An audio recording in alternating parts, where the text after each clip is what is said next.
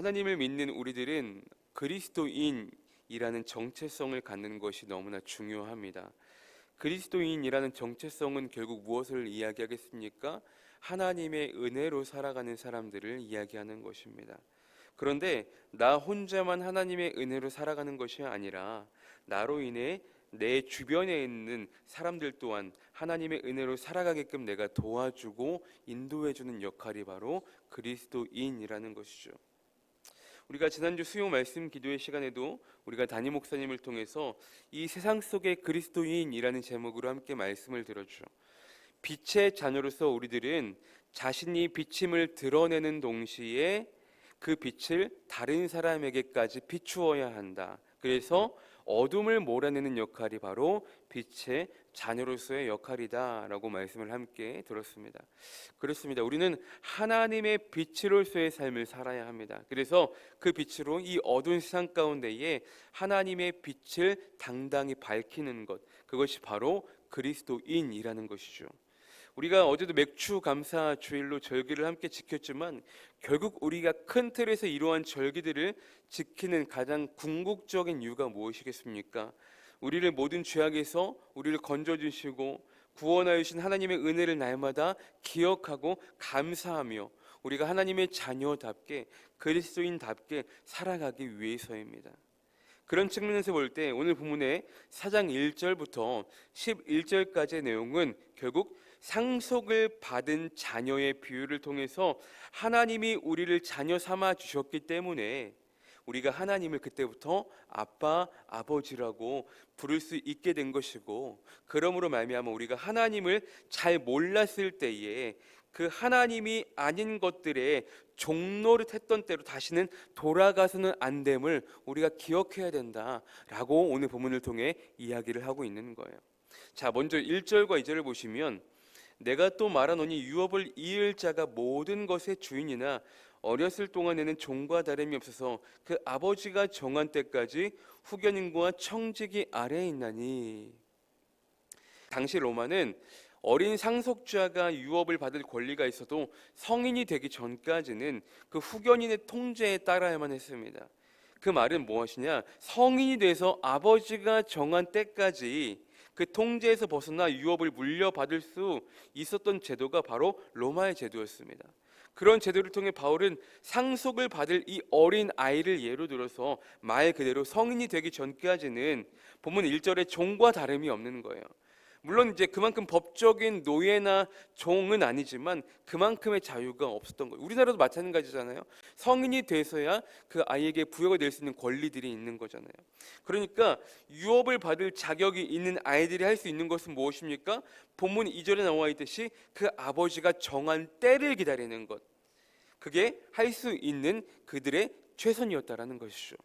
그러므로 바울은 이것을 예를 들어 본문 3절에 이렇게 기록하고 있죠. 이와 같이 우리도 어렸을 때에 이 세상의 초등 학문 아래에 있어서 종 노릇하였더니. 우리가 지난주에도 말씀을 함께 나누었듯이 율법이 우리의 초등교사가 되어서 하나부터 열까지 다 일일이 알려주어야지만 우리가 따라갈 수 있는 연약한 존재였다라는 것이죠. 구약의 교회는 예수 그리스도께서 오시기 전까지 율법 아래에 복종했습니다. 당시 갈라디아 교회는 유대인들과 이방인들이 함께 다니는 교회였잖아요. 그렇기 때문에 유대인들은 율법주의에서, 그리고 이방인들은 우상 숭배에서 각각 회개하고 돌아와서 복음을 믿게 된 사람들이란 말이죠.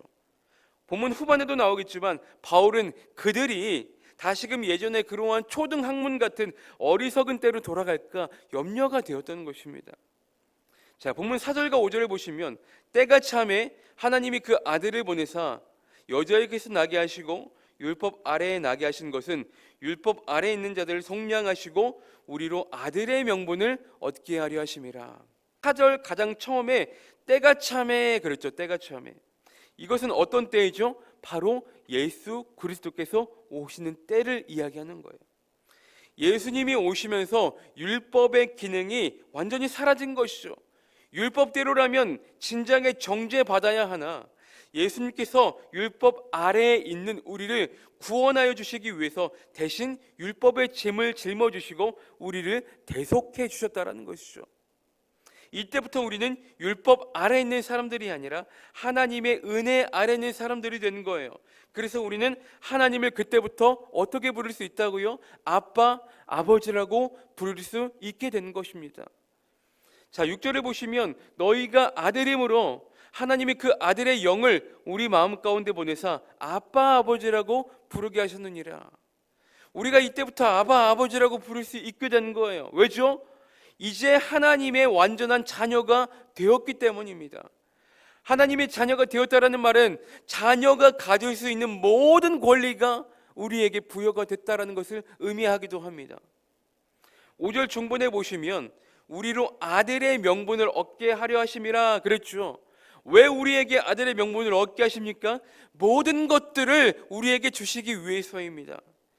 5절 말씀을 영어 성경에서 찾아보면 이 명분이라는 단어 대신에 입양이라는 단어를 썼거든요. 5절 말씀을 영어 성경대로 풀이하면 이렇습니다. 율법 아래에 있던 그들을 구원하여 아들을 입양하게 하려 함이라, 이렇게 번역한다고요. 우리가 흔히 입양이라는 단어를 떠올리면 어떻습니까? 갓난 아기 때, 태어난 지 얼마 안 된 아기를 입양하는 것이 일반적인 생각이지만 당시 고대 때에는 그 어린 아이들보다는 많이 큰 성인 아이들을 입양하는 게 거의 더 일반적이었다라고 합니다.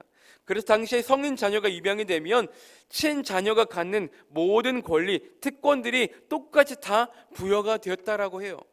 이처럼 우리로 아들의 명분을 얻게 하시기 위해 십자가의 대속으로 우리를 구원해 주시고, 6절에 보시면 하나님이 그 아들의 영을, 성령을, 거룩하신 영을 우리 마음 가운데 보내셨기 때문에 우리가 그때부터 허물 없이 바로바로 하나님에게 아바, 아버지라고 부를 수 있게 된 것입니다. 여러분, 구약시대 때는 어때요? 지성소에 누구만 들어갈 수 있었습니까? 대제사장만 들어갈 수 있었죠. 그런데 예수 그리스도께서 오심으로 휘장이 위에서 아래로 갈라지고 그때부터 대제사장을 통해서가 아니라 다이렉트로 바로바로 하나님과 우리 사이에 소통할 수 있게 된 거예요. 너무나 편하게 아바, 아버지라고 부를 수 있게 된 것이죠.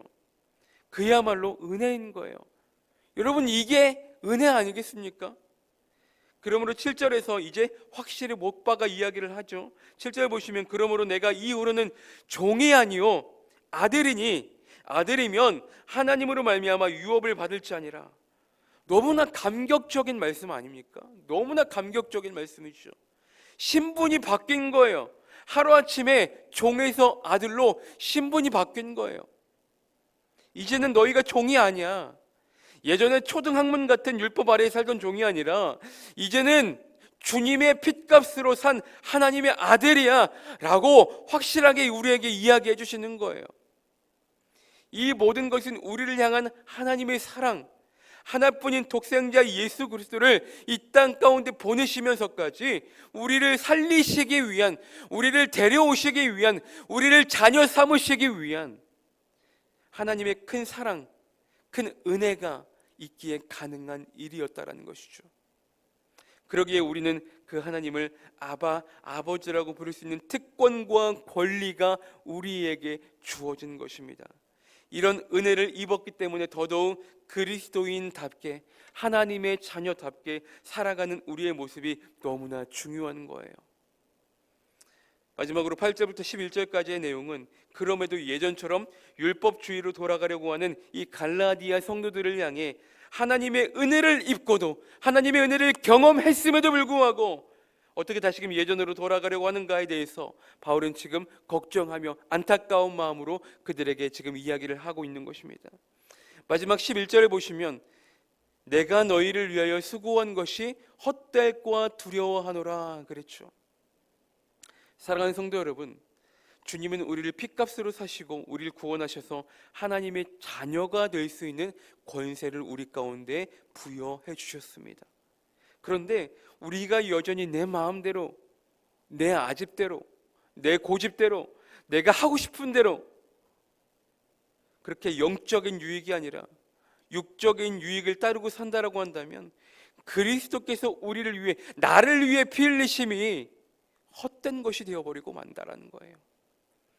우리들은 하나님의 은혜를 입은 자들입니다. 그 말은 하나님의 은혜 없이는 하루하루 단 1분 1초도 살아갈 수 없는 존재가 우리의 존재라는 거예요. 여러분들을 지으신 하나님께서 누구보다 여러분들을 사랑하십니다. 여러분들을 잘 아세요. 그리고 여러분들을 이해하세요. 그리고 여러분들의 마음을 잘 헤아리시고 누구보다 여러분들의 마음을 잘 공감해 주십니다. 믿으십니까? 아멘. 우리를 너무나 사랑하시는 하나님 앞에 오늘도 우리가 그 하나님의 신실한 약속들을 이루며 나아가는 귀한 하나님의 자녀로 살아갈 수 있는 아바 아버지라고 날마다 부르며 살아갈 수 있기를 주님의 이름으로 축복합니다.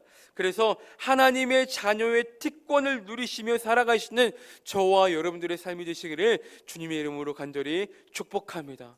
하나님은 여러분들을 사랑해 주십니다.